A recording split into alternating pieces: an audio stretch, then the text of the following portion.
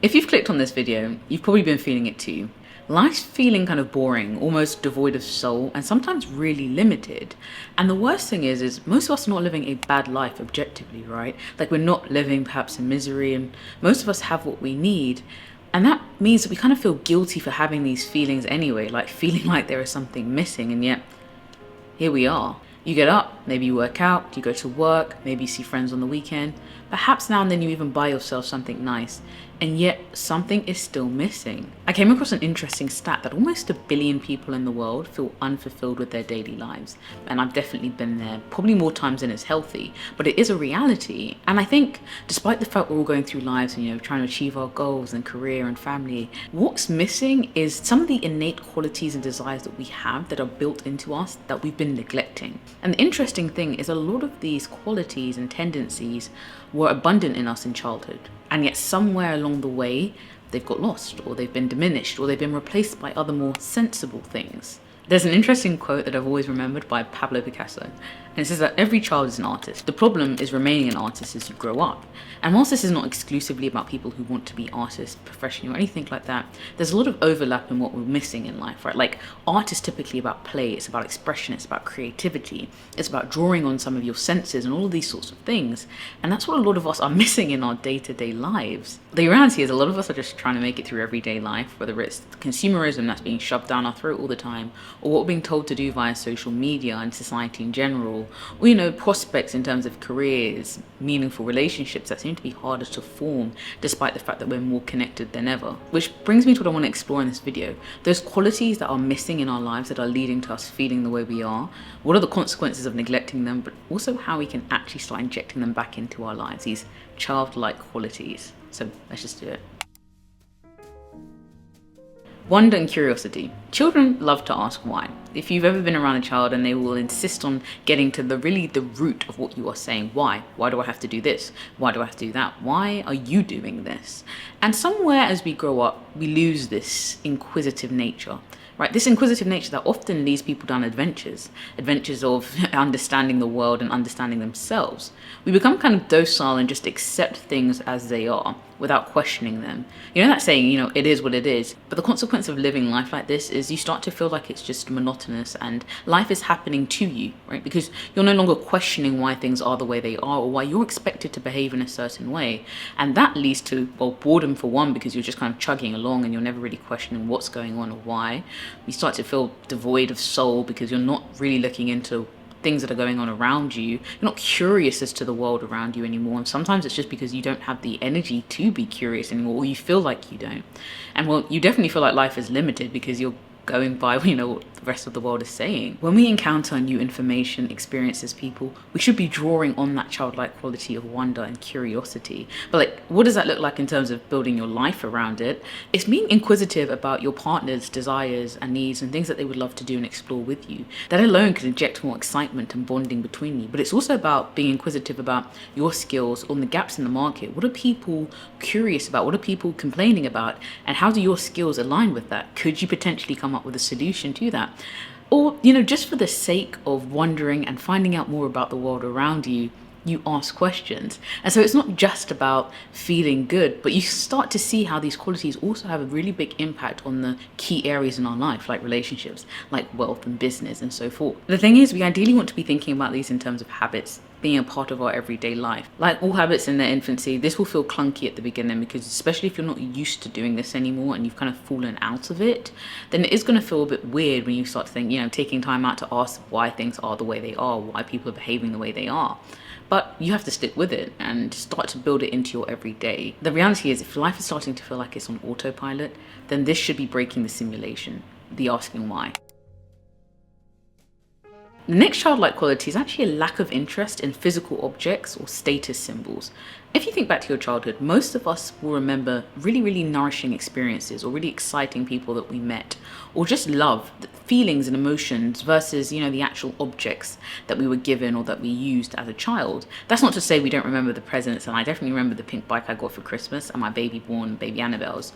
But what's more important to me, and what I actually remember more and have stronger emotions to, are the experiences that I had with those objects. At best, they were facilitators for the experiences that I wanted to have. Life is definitely going to feel boring and soulless if you are working 9 to 5 or 8 to 12 hours a day to buy objects that TikTok has told you to buy or this advert has shown you. And you're pouring your time and your energy into objects that a lot of us just throw down or ignore after a while anyway. And I'm not anti-consumerism completely. Like, I like nice things, I like buying nice things, but I think when they are the focal point of your life, life will start to feel boring. And how much experience can you get, say, from a £5,000 to £10,000 bag? Questionable. Even a £1,000 pair of shoes, or £500 or a £200 shopping haul. Right? That's not to say that you can't get good things out of these and that we can't enjoy them, but it's really weighing up. Is the time that I'm spending in my life over here worth this object here? Am I going to get the experiences that are going to make life feel fulfilling? Or could I spend my money in a better place? And going back to social media, this can be very, very hard, very difficult to separate yourself from this and pull yourself away from this desire for objects, for the sake of objects versus for the sake of experiences. What is important to you and what do you want to get out of life? Who do you want to share those experiences with? What kind of experiences do you want to have? List them. Make it very explicit so that you break, again, the simulation of just the monotony of life and doing what everyone says you should do and so forth. And then actually do them. Like the other day I went on a picnic and it wasn't the most shiniest thing, and I probably spent maybe about 70, 80 pounds getting the stuff for the picnic, but it was really fun and it was so enjoyable. And yes, I probably could have spent that 80 pounds on Pretty Little Things or Zara or whatever, but would I've got the same satisfaction? Would I've looked back at the pictures but also the experiences and the time that I shared in the same way? Probably not. Another key thing is about changing your online landscape. So if you are being inundated with videos that are like hauls or, shopping and some things like that, things that are leading you down this path, and maybe time to switch up, what you're feeding yourself. And so rewiring the algorithm to new ideas so that you're looking more at experiences or lessons or, I don't know, just other things that make life more fulfilling. The next thing on this list is creativity, and going back to that initial Picasso quote about children and they're being born artists effectively, and children do have this proclivity, this desire to create, sometimes just from pure imagination. Again, going back to your childhood, you probably remember times when you would create these elaborate stories. I remember sitting for hours sometimes, right, with my cousins, playing with our Mycene dolls. These are the most elaborate stories, but literally, when you think about it, it's literally these plastic dolls that we've got. But I also remember making up dance routines, like with my friends at school, and then we put on these performances. I even used to write poetry as a child. But then something happens and our creative nature is stifled in favor again for more sensible things. And sometimes it's even worse than that. People experience negative feedback to their creative pursuits, told that, they'll never amount to anything, or they're not very good, or there is no point pursuing that thing. So not only are they battling internally with whatever artistic and creative issues they have, but also outside the world is pretty much turning their back on that too. This is especially true if you come from a working class background, and it's understandable, right? Like when you come from a certain background, survival and making it and being out of that situation becomes the focal point. Although you forget that actually the creativity is a source and a very important pillar in you being at the next stage in life, right? Like unless you do just want to work a 9 to 5, which is fine, doing things that other people tell you to do. If you dream bigger as a working class person, then you can't neglect creativity. It's probably going to be the thing that gets you further in life. So how do you bring this creativity back into your life? Well, again, it's about being intentional. It's about setting out time in your weeks or the months to do things like this, to go on things like artist dates. If you've read The Artist's Way, then you'll be familiar with this idea of taking yourself out. And it doesn't have to be expensive, right? You can do the expensive stuff if you want, but also you could just go to an art museum or, you can take a class. Book a class, a painting class, a pottery class, a music class. Maybe you've always wanted to try singing. Just do those things. The interesting thing is a lot of us think that we're waiting for this spark of inspiration, this spark of creativity, and forget that often starting is the thing that is going to spark off all this creativity, right? Like you start doing that painting or you start writing or whatever it is, and suddenly the flow comes because the activity in itself is drawing on the energy within you but also around you. Again, if you're looking for resources in terms of creativity, I would really recommend reading The Artist's Way. I haven't finished it yet, but I've been finding it really useful so far, and I did speak about morning pages already recently on this channel. But yeah, in terms of resources, if you want something, check that out. The next thing is about experimentation and a lack of self-consciousness. I recently did a video about the audacity and having the audacity to do things, that bold willingness to try new things and take risks. And the interesting thing is that what we call audacious in adults really is commonplace in children. If you notice, children will just do things because they wanted to do the thing, right? And we can go into that, how useful, how helpful that is as an adult.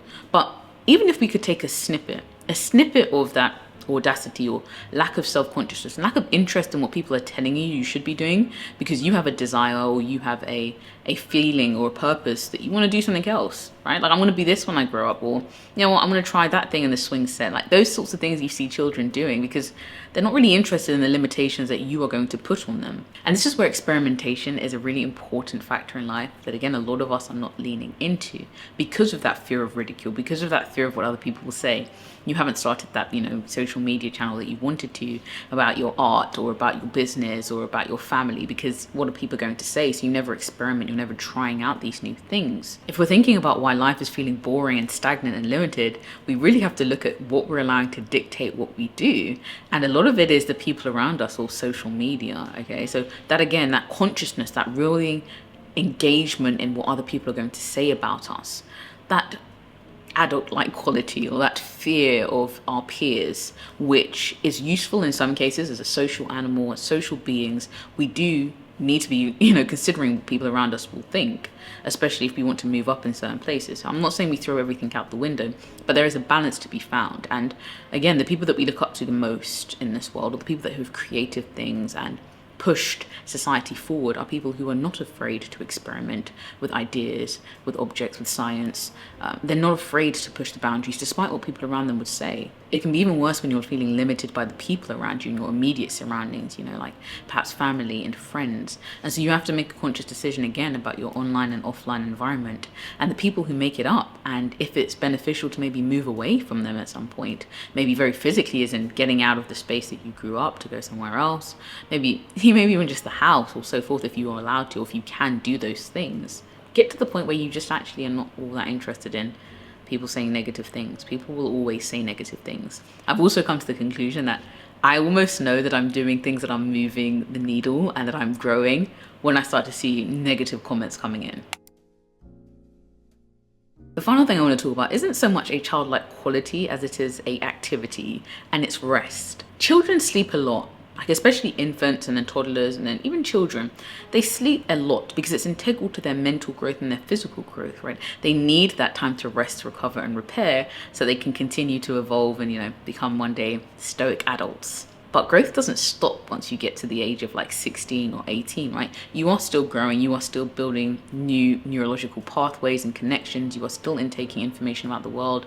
If you work out, you are still building muscle and, in that process of building, breaking, repairing. And so the fact that we don't place enough importance on rest, and the same way we would ensure we would be very diligent about children getting the rest that they need, we don't translate that into our own lives as adults. We ignore the signs that our body gives us in favor of sometimes productive tasks. Well, I'm not going to sleep enough because I've got to do A, B, Z, A, B, Z. Okay, anyway, A, B, C, and so forth, so that I can be a productive member of society. But how productive can you be if you're moving through the day feeling lethargic?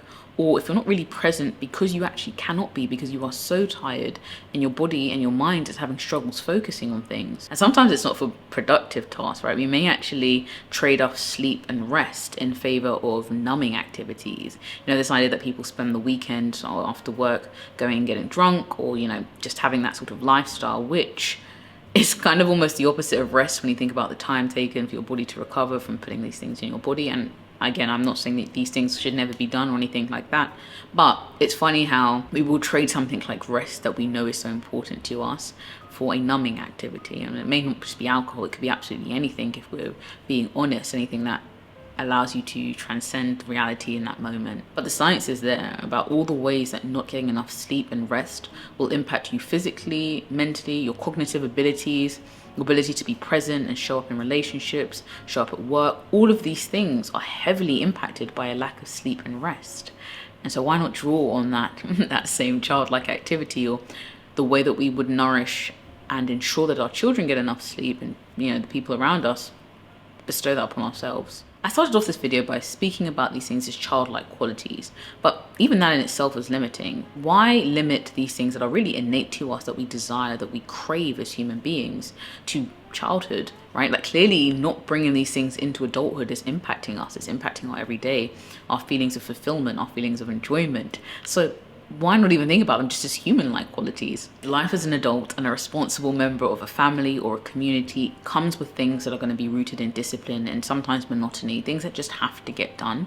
And that's not to, say that we can just ignore all those things in favor of being like, a naked artist on a beach. That's not what we're saying. But the reality is, a life devoid of all those things we've spoken about here is leading to boredom, is leading to feelings of limitation and soullessness in life and just general unfulfillment. I will see you in the next video.